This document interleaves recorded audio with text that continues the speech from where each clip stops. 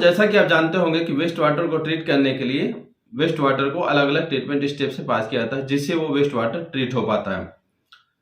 तो waste water को treat करने के लिए जो स्टेप होते हैं वो होते हैं preliminary treatment, primary treatment, secondary treatment और होती है टर्सरी ट्रीटमेंट। प्रीलिमिनरी में हम लोग क्या करते हैं कि वाटर के अंदर से जो ऐसी इम्प्योरिटी होती है, जो फिजिकल इम्प्योरिटी होती है, उसको हम लोग रिमूव करते हैं। जो प्राइमरी ट्रीटमेंट होती है उसको केमिकल के द्वारा जो वाटर के अंदर जो सस्पेंडेड इम्प्योरिटी होती है उसको रिमूव करते हैं। और जो सेकेंडरी ट्रीटमेंट होती है, सेकेंडरी ट्रीटमेंट में हम लोग माइक्रो ऑर्गेनिज्म के द्वारा जो वाटर के अंदर जो ऑर्गेनिक और इनऑर्गेनिक जो इम्प्योरिटी होती है उसको रिमूव करते हैं। और जो टर्सरी ट्रीटमेंट होती है उसमें हम लोग वेस्ट वाटर की पॉलिशिंग करते हैं। तो जो सेकेंडरी ट्रीटमेंट होती है वो दो तरह की होती है, जिसको हम लोग एरोबिक और एनारोबिक जो प्रोसेस से बोलते हैं। एरोबिक और एनारोबिक दोनों प्रोसेस में हम लोग माइक्रो ऑर्गेनिज्म का उपयोग करते हैं, जिसके द्वारा जो वाटर के अंदर जो ऑर्गेनिक और इनऑर्गेनिक जो इम्प्योरिटी होती है उनको रिमूव किया जाता है। तो वाटर के अंदर से जो ऑर्गेनिक इनऑर्गेनिक जो इम्प्योरिटी होती है वो माइक्रो ऑर्गेनिज्म के द्वारा ही सेकेंडरी ट्रीटमेंट में रिमूव होता है। तो कौन कौन से जो माइक्रो ऑर्गेनिज्म होते हैं जिनका उपयोग करके वाटर के अंदर से जो ऑर्गेनिक और इनऑर्गेनिक इम्प्योरिटी को रिमूव किया जाता है वो आज इस वीडियो में हम बताने वाले हैं। तो आज की इस वीडियो में हम आपको यही बताने वाले हैं कि types of micro organism in activated sludge, यानी कि एक्टिवेटेड स्लज में कौन कौन से माइक्रो ऑर्गेनिज्म होते हैं, उनका क्या नाम होता है और वो कैसे दिखते हैं। तो दोस्तों पूरी जानकारी के लिए इस वीडियो को आप पूरा देखें, और अगर आपको ये वीडियो अच्छी लगती है तो इस वीडियो को आप लाइक कर देना और अपने फ्रेंड सर्कल में आप इसको शेयर कर देना। और साथ ही साथ अगर आप इस चैनल पर नए हो, पहली बार विजिट किए तो प्लीज आप इस चैनल को सब्सक्राइब कर देना और बेल आइकन को एक्टिवेट कर देना। तो आइए करते हैं वीडियो को स्टार्ट। इस वीडियो में हम लोग बात कर रहे हैं types of micro organism in activated sludge. तो सबसे पहले हम आपको बताएंगे एक्टिवेटेड स्लज के बारे में कि क्या होती है। Activated sludge process is living process that required knowledge of the micro organism involves, यानी कि एक्टिवेटेड स्लज प्रोसेस क्या होती है, एक लिविंग प्रोसेस है जिसमें इन्वॉल्व माइक्रो ऑर्गेनिज्म के बारे में आपको जानकारी होनी चाहिए। You should know which micro organism are desirable and undesirable and how these microorganisms respond to the environment in the aeration tank। तो आपको ये पता होना चाहिए कि कौन से जो माइक्रो ऑर्गेनिज्म है वो डिजायरेबल है और अनडिजायरेबल है, और ये जो माइक्रो ऑर्गेनिज्म है एरिएशन टैंक में इन्वायरमेंट के प्रति कैसे रिस्पॉन्ड करते हैं।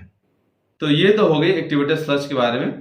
अब हम आपको बताएंगे कि एक्टिवेटेड स्लज प्रोसेस में जो माइक्रो ऑर्गेनिज्म होती है वो कितने तरह के होते हैं, यानी कि types of micro organism. Various type of microorganisms are involved in wastewater treatment process. Here are some key category।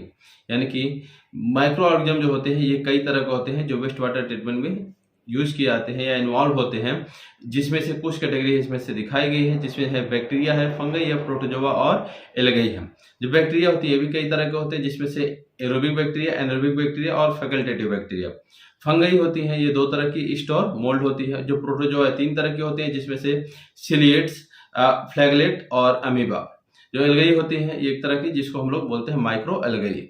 अब हम लोग जो बैक्टीरिया होती है इनके बारे में समझ लेते हैं कि जो एरोबिक, एनारोबिक और जो फैकल्टेटिव बैक्टीरिया हैं ये कौन कौन सी होती हैं और कितने तरह के होते हैं। एरोबिक बैक्टीरिया क्या होती है इनको समझ लेते हैं। Aerobic bacteria are vital for waste water treatment process that occur in the presence of oxygen, यानी कि जो एरोबिक बैक्टीरिया होती है वेस्ट वाटर ट्रीटमेंट प्रोसेस के लिए यूज की जाती हैं और ये सर्वाइव करती हैं ऑक्सीजन के प्रेजेंस में।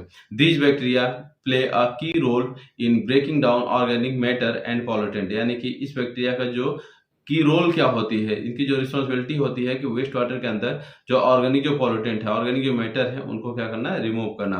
Here are some type of organic bacteria commonly use in waste water treatment. यहाँ पर कुछ जो ऑर्गेनिक जो बैक्टीरिया हैं जो commonly waste water treatment plant में यूज किए जाते हैं वो आपको दिखाया गया है, जिसमें से है जो Pseudomonas, Aeromonas, bacillus, Nitrosomonas and Nitrobacter और है एक्टिनोबैक्टीरिया। तो इसकी ये हो गए इसके नाम जो एरोबिक बैक्टीरिया होते हैं। इसमें की और इमेज की हम लोग बात करें तो ये अलग अलग तरह के दिखते हैं। तो देखिए जो प्यूसोडोमोनास है वो दिखने में इस तरह के दिखते हैं, जो एरोमोनास है वो दिखने में इस तरह के ऐसे दिखते हैं, जो बैसिलस है ऐसे दिखते हैं, नाइट्रोबैक्टर और नाइट्रोसोमोनास ऐसे दिखते हैं, और एक्टिनोबैक्टीरिया जो है इस तरह के दिखते हैं। तो ये तो हो गई एरोबिक बैक्टीरिया जो सर्वाइव करते हैं ऑक्सीजन के प्रेजेंस में।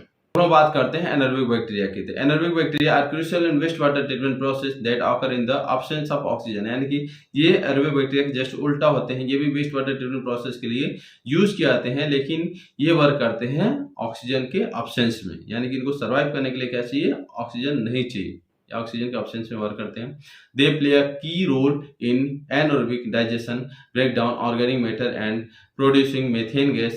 Some common type of anaerobic bacteria involved in wastewater treatment includes, यानी कि इनका रोल होती है वेस्ट वाटर ट्रीटमेंट प्रोसेस में, जो डाइजेशन जो हम लोग कराते हैं, जो एनारोबिक जो प्रोसेस जो यूज करते हैं उनके लिए, जिसमें क्या करती हैं, जो वाटर के अंदर से जो ऑर्गेनिक जो पॉल्यूटेंट होते हैं उनको ब्रेक डाउन करते हैं और मीथेन गैस जनरेट करते हैं। यहाँ पर कुछ ऐसे जो एनारोबिक बैक्टीरिया हैं जो आपको दिखाए गए हैं, तो जिसमें से जो एनारोबिक बैक्टीरिया वो है क्लोस्ट्रीडियम, बैक्टीराइट्स, फ्यूसोबैक्टीरियम, एक्टिनोमाइसिस इजराइली। और भी तरह के होते हैं जैसे कि मिथेनोजेसिस जो बैक्टीरिया होते हैं, एसिटिनोजेसिस जो बैक्टीरिया होते हैं, वो भी एनारोबिक बैक्टीरिया में काउंट किए जाते हैं। अब हम बात करेंगे कि जो एनारोबिक बैक्टीरिया हैं वो दिखते कैसे हैं। तो देखिए, जो क्लोस्ट्रीडियम जो बैक्टीरिया है वो दिखने में इस तरह के दिखते हैं। जो बैक्टीराइट्स जो बैक्टीरिया हो दिखने में ऐसे दिखते हैं। जो फ्यूसोबैक्टीरियम होते हैं देखने में इस तरह के ऐसे दिखते हैं। और जो एक्टिनोमाइसिस इजराइली जो बैक्टीरिया होते हैं वो दिखने में ऐसे दिखते हैं। और हम बात करते हैं फैकल्टेटिव बैक्टीरिया के बारे में। तो facultative anaerobic and can thrive in both aerobic and anaerobic condition, यानी कि जो फैकल्टेटिव बैक्टीरिया होते हैं वो एनारोबिक कंडीशन के अलावा एरोबिक कंडीशन में भी वो सर्वाइव कर पाते हैं, यानी कि दोनों सिचुएशन में सर्वाइव कर पाते हैं।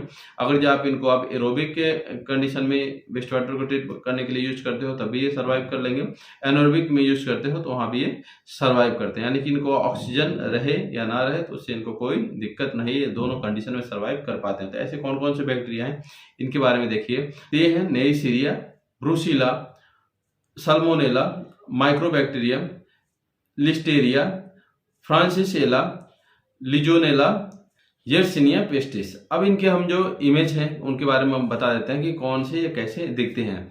तो नाइसेरिया देखिए, देखने में ऐसे होते हैं जो फर्स्ट नंबर पे है। सेकंड नंबर पे ब्रुसीला, ब्रुसीला देखने में ऐसे होते हैं। और साल्मोनेला जो होती है ऐसी जो बैक्टीरिया दिखती है, जो फैकल्टेटिव बैक्टीरिया। माइक्रोबैक्टीरियम जो फोर्थ नंबर पे है। लिस्टेरिया जो फिफ्थ नंबर पे है। फ्रांसिसेला जो है 6 नंबर पर, और लिजोनेला है 7 नंबर पर, और यर्सिनिया पेस्टिस जो है वो है 8th नंबर पर। तो जो फैकल्टेटिव बैक्टीरिया हैं दिखने में ऐसे दिखते हैं और इनका भी काम होता है कि वेस्ट वाटर के अंदर जो ऑर्गेनिक पॉल्यूटेंट है उनको रिमूव करना। तो इस वीडियो में आपने जाना एक्टिविटी स्लज के बारे में और टाइप्स ऑफ माइक्रो ऑर्गेनिज्म के बारे में, जिसमें हमने आपको बैक्टीरिया, फंगई, प्रोटोजो और एल्गी के बारे में बताया, और साथ ही साथ हमने आपको बताया कि एरोबिक बैक्टीरिया कहते हैं, एनारोबिक क्या होती है और फैकल्टेटिव बैक्टीरिया क्या होते हैं। दोस्तों, अगर आपको ये जानकारी अच्छी लगी होगी तो इस वीडियो को आप लाइक कर देना और साथ ही साथ अपने दोस्तों के साथ इसको आप शेयर कर देना। और अगर आप इस चैनल पर नए हो, पहली बार विजिट करें तो प्लीज आप इस चैनल को सब्सक्राइब कर देना और बेल आइकन को एक्टिवेट कर देना। मिलते हैं नेक्स्ट वीडियो में नेक्स्ट टॉपिक के साथ। धन्यवाद दोस्तों।